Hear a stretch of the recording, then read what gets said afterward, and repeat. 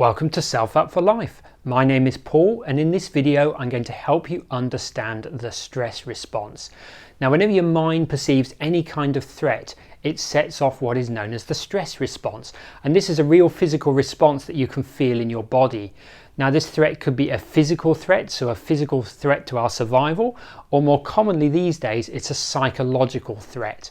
And this threat could be a real threat, or it could be something that you're imagining.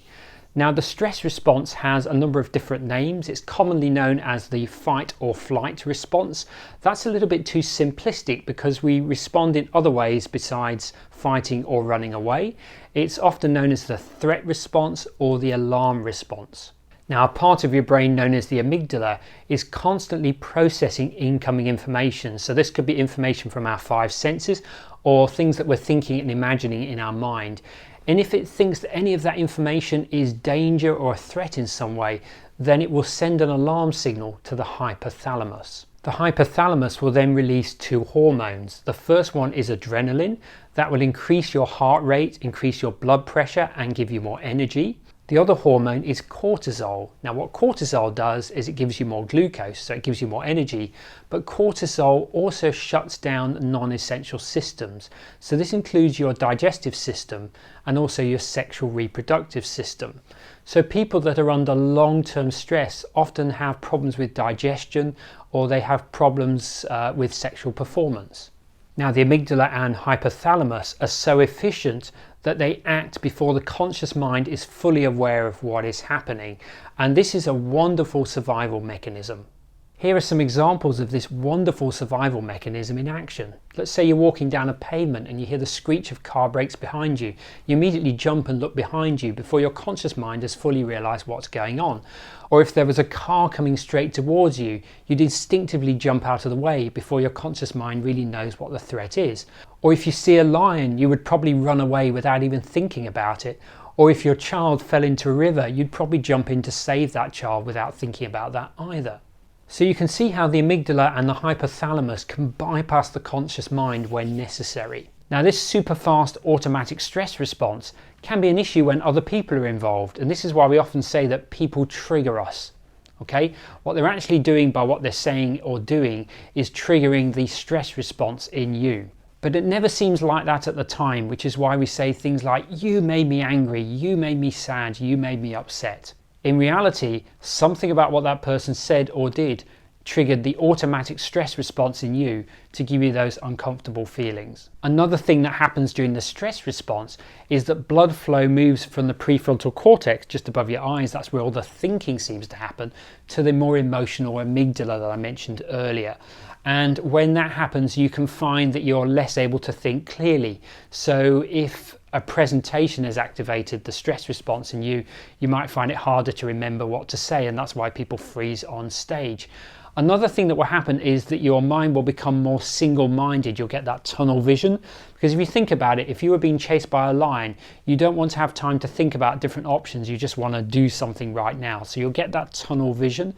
And if it's an argument with another person, often when the other person is also in that stress response, they're not thinking clearly either, so they'll say things that they don't mean.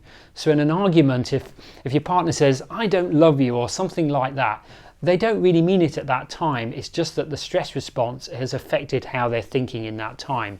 So a really, really good tip is when you're in an argument with anyone, if they say something that seems really hurtful to you, just remember that they're in that state at the moment, and when they calm down, they'll begin to think and talk more rationally.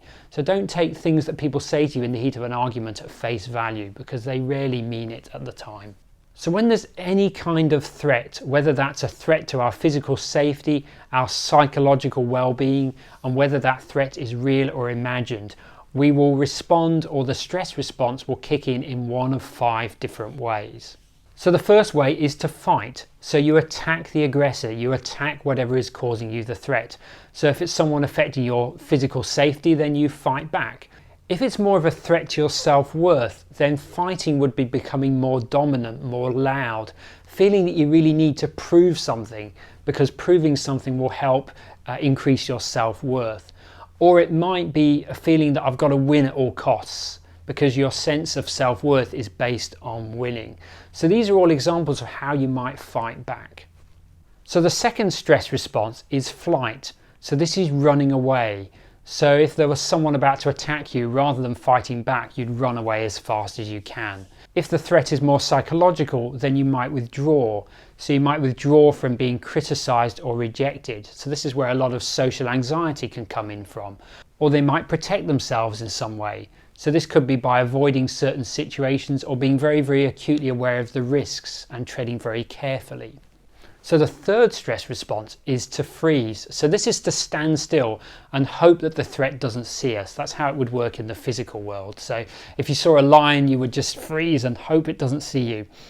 Now, more psychologically, this is being indecisive. So I just don't know what's the right thing to do, taking ages to make a decision. That's a kind of freezing behavior. And also procrastination. If you fear doing something that might trigger a future threat or stress response in you, which is uncomfortable, then you might just choose not to do that. So the fourth stress response is fawn. This is becoming subordinate.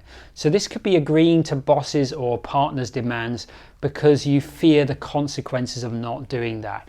It's also about avoiding conflict, so that's important here as well. It can be about being good. I think this was a big one for me when I was at school, actually. I generally didn't want any kind of conflict with teachers or my parents, so I generally was a good kid and did the right things. And people with this fawn behavior might say things like, yes, of course, whatever you say, no problem. So the fifth stress response is to feign or faint. This is to play dead and hope it goes away. This is probably the rarest of all the 5 stress responses, but it's one that's quite common with health issues. You have some kind of niggling problem in your body, and men particularly often avoid going to see the doctor. They just think, oh, hope it'll just go away. Now, I had a personal experience of the feign or faint response about 20 years ago when I was in a car accident. It happened on a very icy road. I wasn't driving, but as soon as the car skidded off the road, my unconscious mind just blocked the whole thing. I just effectively went unconscious. The next thing I knew was on the side of the field after the accident had taken place. I won't go into all the details now, but that was a really good experience. And my unconscious mind saying, I can't deal with this. I'm just going to close everything off and deal with it that way. So what are the kind of threats that trigger this stress response? Well, there's basically 2 types. Physical threats, these are the most obvious. Anything that affects our actual life. So this would include being attacked, I mentioned this earlier. Also road accidents, also mentioned that as well. Or a life-threatening health condition such as cancer or a natural disaster. So physical threats are a lot less common these days than they were maybe 300 or 400 years ago. So these days, a lot of threats are more psychological. Now, interestingly, these include imagining or thinking about any of those previous physical threats. So things like road accidents, being attacked, health conditions, natural disasters, thinking about any of those for any length of time, and particularly imagining them in your mind, is going to create the stress response. And then there are the more direct psychological threats, such as a threat to your sense of self-worth or self-esteem, a threat to your sense of security, so that could be financial security or maybe relationship security, rejection, so a sense of not being able to fit in with other people, and any situation where you feel helpless, powerless, or out of control.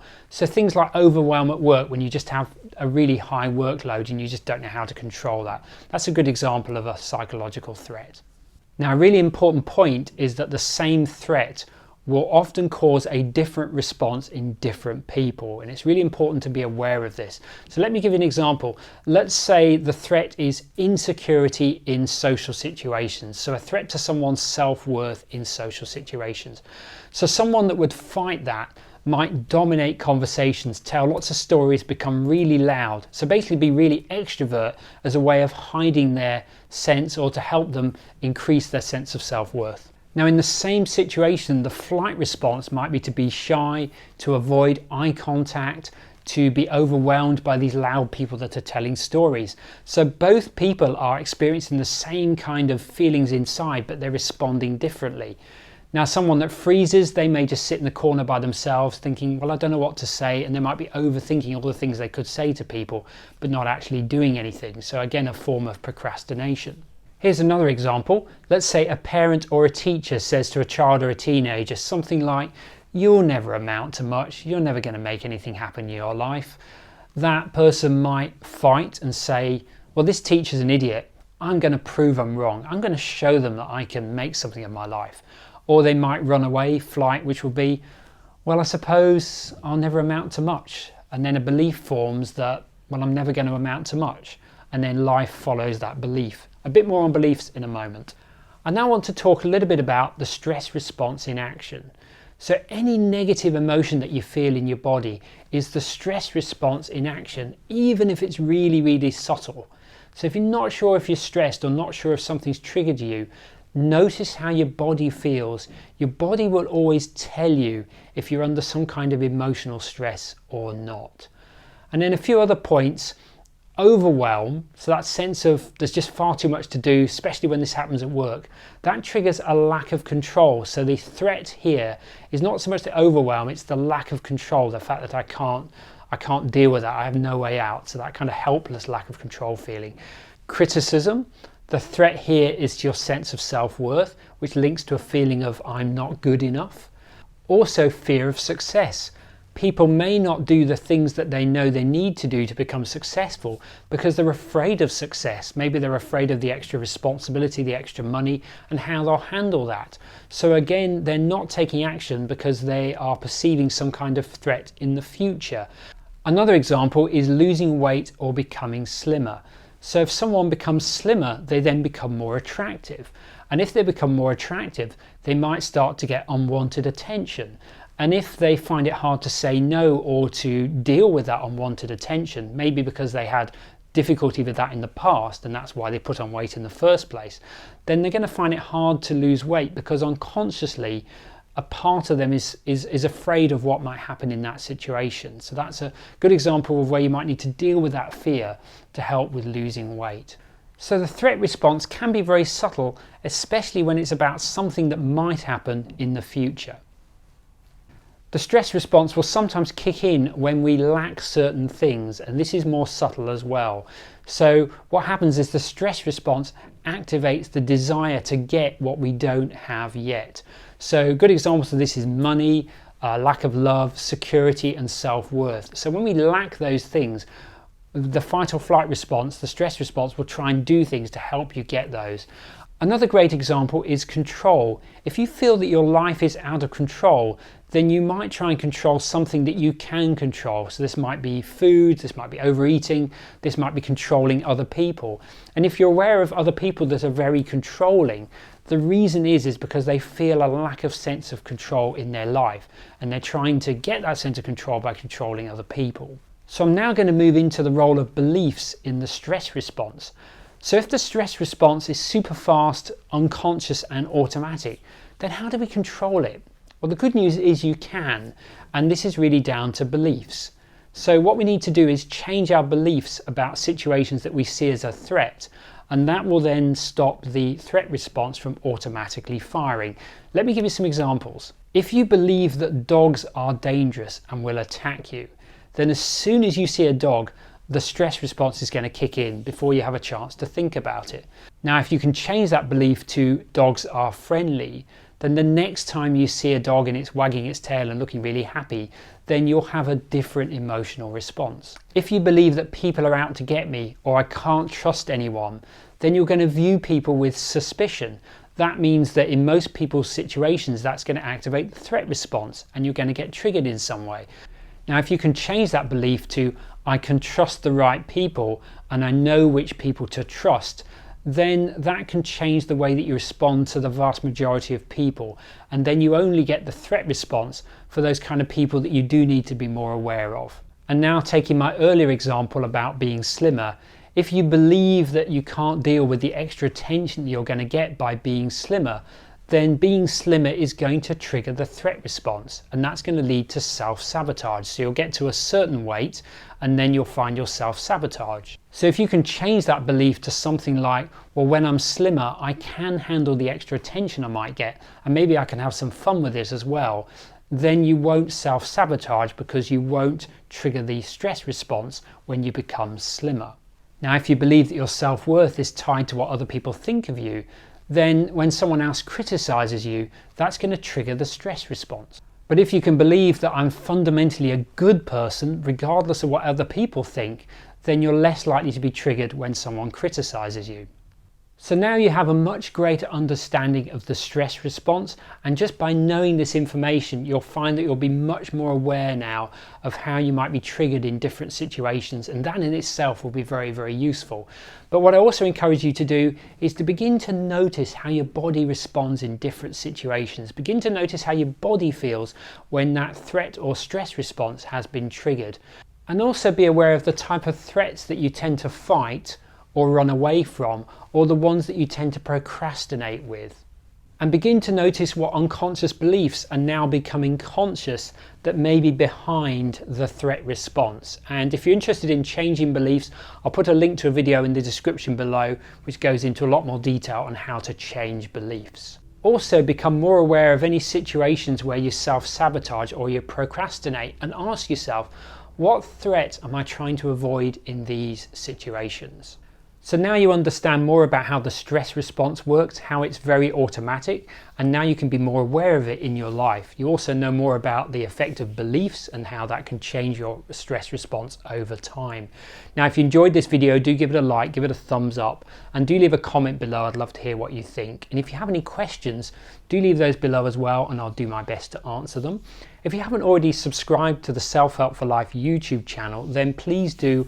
And on that note, this channel recently hit 10,000 subscribers. So I'm so pleased that this channel is growing so fast. It's been helped a lot by the Law of Vibration video, which went viral about a month ago and is still doing really, really well. So I'll pop a link to that video in the description below if you haven't seen that yet. And on that note, I just want to do another announcement as well.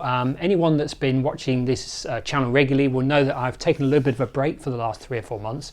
So I'm now back to doing regular videos, hopefully weekly now from now on. I took a break really to work more on my own self-development and also to learn some new skills that I can use with my hypnotherapy and coaching clients. So sometimes it's important to take some time out to work on yourself, and that's what I've been doing now. And you're going to now benefit from all that extra information that I've learned. Now, I do also encourage you to check out my website, that's selfhelpforlife.com. On my website, you will find the written versions to most of these videos. There's also a link to my podcast that contains the audio versions of all these YouTube videos. That can be really handy if you want to listen to me whilst you're doing other things. There's also links to my social media channels on there as well.